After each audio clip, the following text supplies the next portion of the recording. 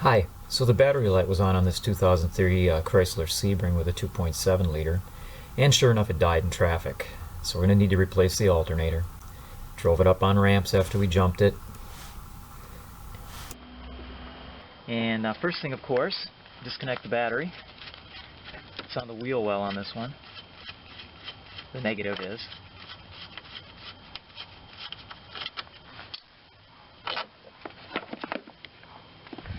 And here's our alternator. Okay, first we have to get the belt off. And it's held on here by there's an idler wheel here that's on a bar held in by two 13mm bolts.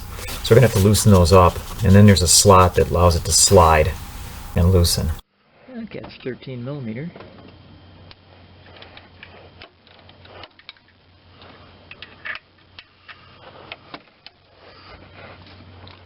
Okay, so here's a top view. A little tough to get it from the bottom. He's taking off the 13mm bolt that's on the slotted, just above the tensioner, the idler wheel. That's on the slotted portion of it. And when this is loose, then you can just slip the tension device to the left, and the belt will come right off.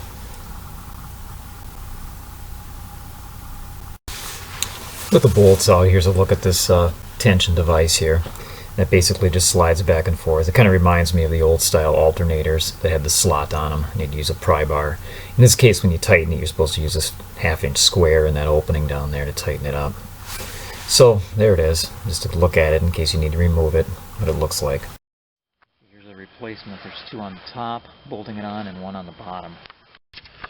Okay, taking the positive off now, 13mm.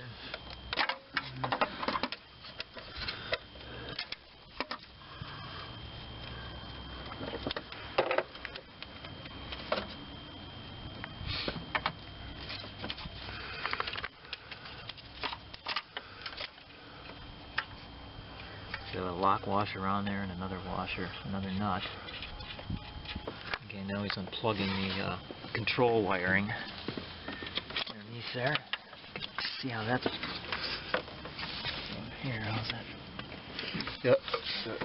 You might have to use a screwdriver. Sometimes you gotta push it in. There it is. And then I'm certain these are 13s as well. Yep, everything's 13 for the alternator. Okay, 13 mounting bolt.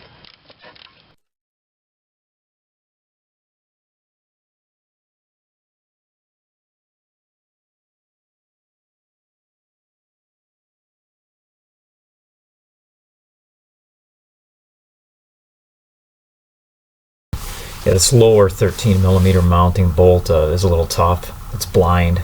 It's just below the alternator, but right above the AC compressor. So you just kind of find it by feel with your socket from above. Now we had two guys here on this particular day, so from underneath, one of them was able to get it on there, get it on the nut on the bolt, while the other one turned it to break it loose. And it's just a matter of working it off the rest of the way. This is always going to be one of them that's a little harder to reach. Okay, so here's the underside view as he turns that lower alternator mounting 13mm bolt off. And yeah, we struggled. This one takes 3 times longer than the other two, of course. Okay, just working the screws off now. They're all off. Except for the off front passenger side one. Oh, there's one more yet he's working on. There's tight quarters here. Just have to kind of keep working it until you find a direction to turn where you have enough room.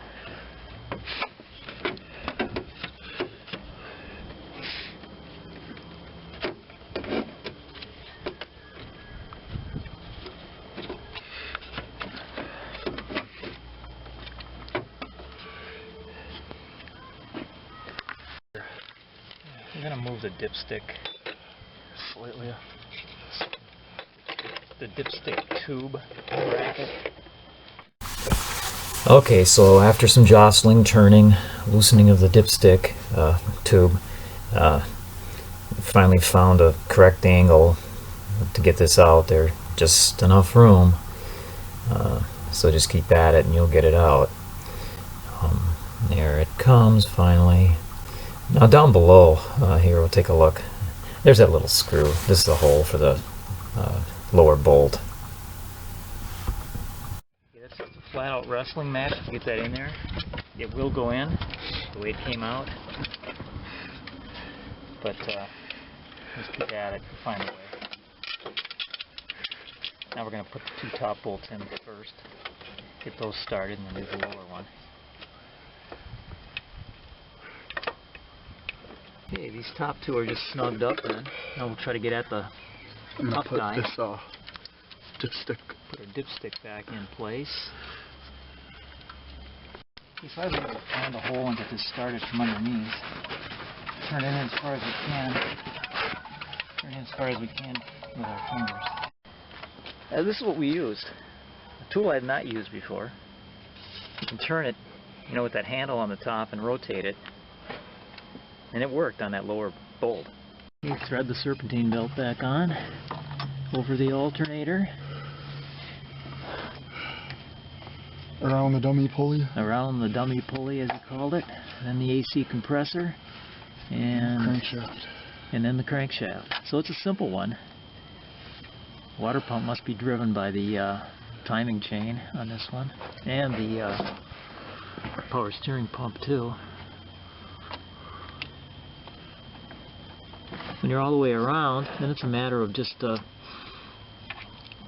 putting the tension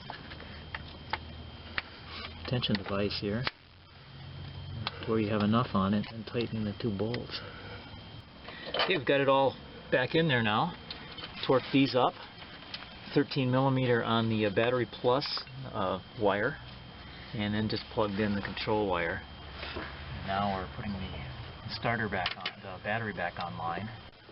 15mm on the battery, negative. And this car needs to jump now because the battery ran down after the alternator failed.